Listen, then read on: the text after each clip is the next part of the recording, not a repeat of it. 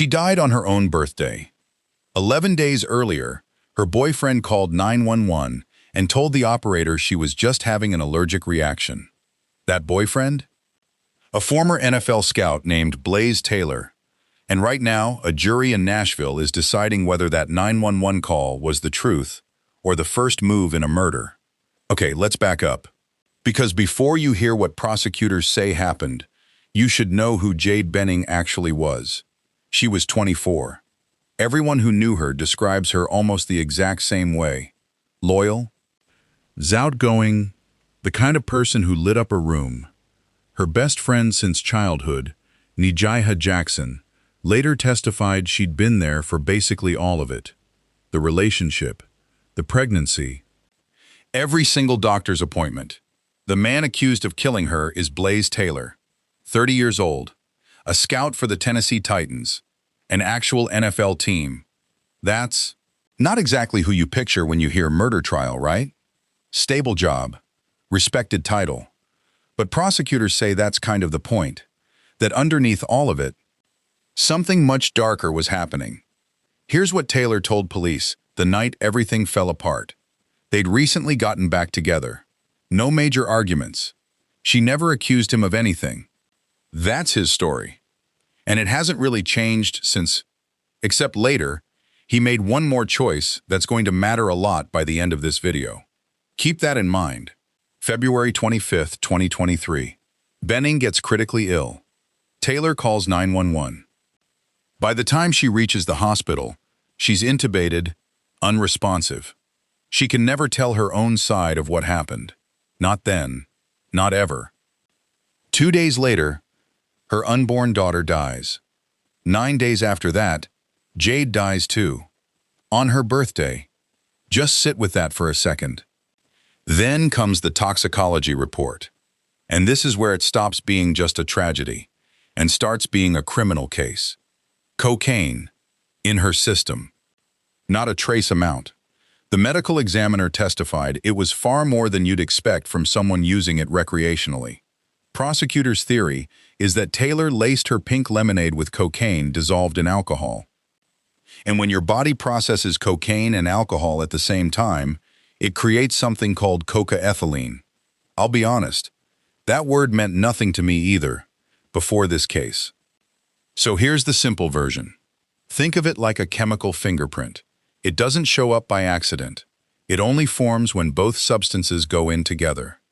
He's now charged with 2 counts of first-degree murder and 2 counts of felony murder, 1 set for Jade, 1 for their daughter.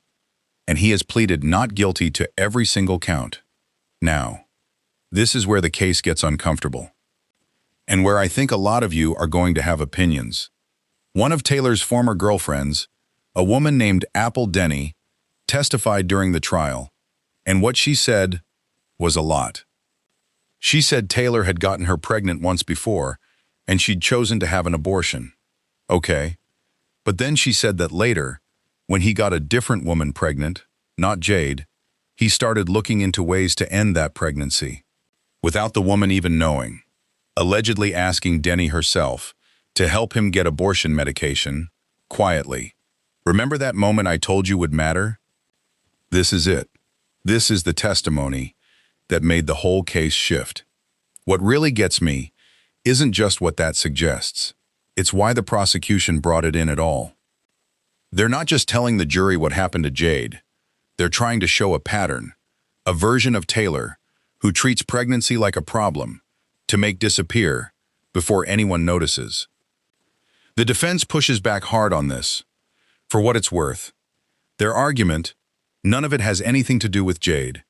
It's character assassination, dressed up as evidence.